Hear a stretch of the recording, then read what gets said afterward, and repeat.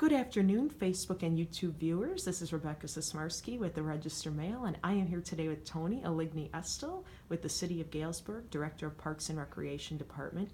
And we're here to talk today about the Parks and Recreation Master Plan that the city received an update on last night. So Tony, I had a question, something we were talking about earlier, about the community center. Housel Levine, the consultant that the city hired, recommended that that be one of the number one items. How did they come up with that? Just through their different sources of gathering information from the residents, through the statistically valid survey, through the different focus groups, talking to different other constituents, also information from Heart and Soul as well. That is clearly one of the main things that residents want to see. Gotcha. And something else they said was a indoor track. Is that correct? Yeah. So this community really likes to walk, I guess, and it's really hard to, when bad weather and like during the winter and stuff. And so, so some place to walk indoors. Clearly, the mall used to be a place, but that doesn't really exist anymore. So, yeah. Needing a new outlet in a sense. Exactly. And so, one of the things is community centers don't generally provide that sort of thing. And so, and this is just a terminology thing, but based on the feedback that I've been hearing, I get a sense that what residents really want is more of a recreation center as opposed to a community center. The recreation center can function as a community center, but can also do a lot more active things like have walking tracks, where community centers generally don't. Gotcha. And just so the viewers know then how, I guess just going back to the plan, it's kind of been heard around for a while that people wanted the community center, but why did the city want to have the plan to have the concrete information? Well, the plan is really kind of on a high level idea-based information to really see kind of what direction we should head in over the next 10 to 20 years, whether that be different programs or facilities, those kind of things. And then once we get that information back and figure it out based on what everybody is, kind of the input that we receive, then the city can determine based on our resources and kind of opportunities where we should, or what projects we should prioritize, whether that be a community center or walking biking paths as we saw, or expanding or adding on to some of our parks, kind of just depends. And so just the viewers and the readers know, will the actual plan, once it's finished, have like, oh, here's a community center and here's how to go about it, or will it not get that specific? It probably won't get that specific. It'll probably just say like, here's the, the 15 items that we extrapolated and the 15 new items that people want in order based on percentage or whatever. And, community center was number 3.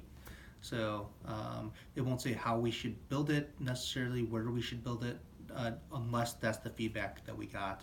Although I think in the plan, the draft that we saw, it actually said centralized community center. So it sounds like, at least for that specific facility, people want to see it somewhere in the center of town.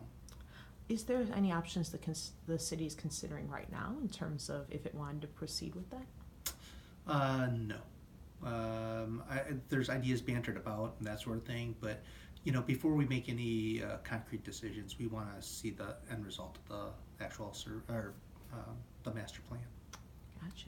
And can we go over a little bit, because you and I were talking about this earlier, how the city kind of prioritizes, say it gets the park and rec plan, there's 5 top things. Can we go over that for Yeah, the sure. readers? So, we get the feedback and we get all that data, and so you have like your top 5 things that the community wants. That doesn't mean that that's the order in which the city's going to do those things, or even if the city will do any of those. Part of it is looking at the resources that we have, the funding that's available to us, not just through tax dollars, but maybe grants that might be available, or other partnerships that we might have been working on already that might push item number 5 up to number 1 just because we had been working on something very similar to it. It could be that item number 1 is something that just is out of the reach of what the city can do. They want to build Great America here. Well, I'm sorry, that's great, but we don't have the funding to do that. And so we have to, and then also kind of mesh that in with the city's comprehensive plan, as well as the day-to-day operations of running the city. All those things need to happen, and so where do these elements fall in? And so although we would love to do all of these things, that's not realistic, and so we have to factor all those different things in to kind of figure out exactly when and where those kind of things should happen. Something else that plays into it, I think you said too before, is like if you allocate this much money towards Parks and Rec or something on that list, then it's going to take away from streets, right? Oh, Or right. something Not else. streets specifically, but yeah, I mean, the city has a finite amount of money. So I believe, let's say, $25 million in capital projects. Okay. That's what we have for all that we can do this year. So if we decide that we want to build a recreation center at $12 million, that leaves $13 million for everything else. Well, the last time they spent $12 million on park and rec capital stuff is never. So, and they used that $25 million on all these other things. And so what now is not getting done because they allocated that money over here. And so we have to plan for that kind of thing. Is there another major project that we're doing, or can we hold those other major projects off to finish or start this other project, right? And so we have to balance all those things. So it's not just Tony gets what he wants, or the residents that filled out the survey, now they can say, hey, we had this input, now build it. We have to kind of prioritize that with everything else that the city has to get done. And that's kind of how it differs, like how you said, just from a private corporation. Right. Where, how about in terms of staff too, for the Parks and Rec group? Like, would that require a shifting of what the staff focuses on once it sees the top 5 in the plan? Right, partly. I mean, again, when we get down to the priorities, and one example I used is one of the top priorities, not in building these stuff, but just in general, was maintenance of facilities or maintenance of already owned property or whatever. And so the city can, or the Park and Rec department can try to change how we do things and maybe prioritize maintenance by shifting staff around.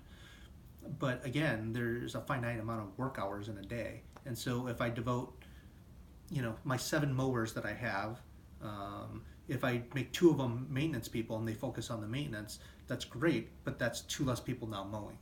And so that might not necessarily be a bad thing, but it's just saying that then mowing is going to do a little bit less because we have more human resources focused on some other area. Gotcha. And could you explain for the viewers too why maybe after the Parks and Recreation Plan gets finished in May, right, is the actual Yes. date? Once it finishes in May, gets council approval, and say it says, okay, we know we want a community center, why it might take even longer than that once the plan is finished to have that come to the city? Sure. Again, we talked a little about prioritizing within the entire city, so that's one project amongst a whole group of projects, and where in that timeline does it fit? But also, then if we decide that we want to do a community center, then we need to reach out to the community again and say, well, now that we decide that community center is one of our top priorities, what would you, the community, like to see in this community center or recreation center? Right. So we have the elements that the people really want. So I mean, I know what I want in a recreation center, but that might not be what the majority of people want here. And so we need to get that done. And then at the conclusion of that, then we have to see how much that will cost us and see if we have the funds to actually do it. I mean, you can build a community center for, $50,000. I mean, you can take some building and retrofit it and serve that, but you could build a recreation center for or retrofit something like that for $200,000-$500,000, or you could build something brand new for $40 million. Where is that magic point in which we can't fund 12.1 million, but we can fund 12 million? Where's that number? And it all depends on what people like to want in their facility. And the very last question that I had for you, Tony, was relating to the plan itself, which costs, let's see, looking for the exact number, but I believe it was around 700,000 or 73,000. Is that correct? Why then, just to give people an example, I know you said the city wants some questions answered that maybe couldn't be answered by Heart and Soul or some of these other plans the city has done. What were some of those questions that the city hoped to answer in the Parks and Rec plan specifically? Sure. One question specifically that I remember is that just the question about would our residents be willing to pay more taxes specifically for park and recs? And the result came out to be like 29% yes, 31% no, and what is that, 40% like I don't know, and kind of depends on what the funding would be for.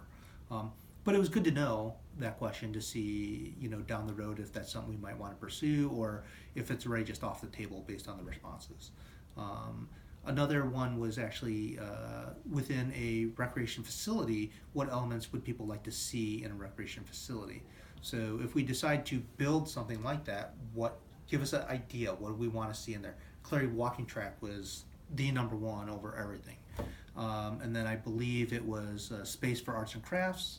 And then third was activity space for adults, for adult programming.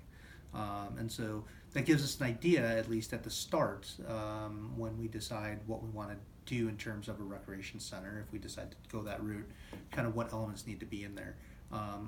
Some of that was probably touched on through Heart and Soul, but not very as specific as this is what we want in this facility. It was probably more of just what kind of activities would you like to see, and they're kind of just from all over the place. So Sounds good. Well, thank you, Tony, for taking some time today to chat with us and explain the plan a little more. yeah, thank you very much, Rebecca. You're welcome, and thank you, viewers, for joining us.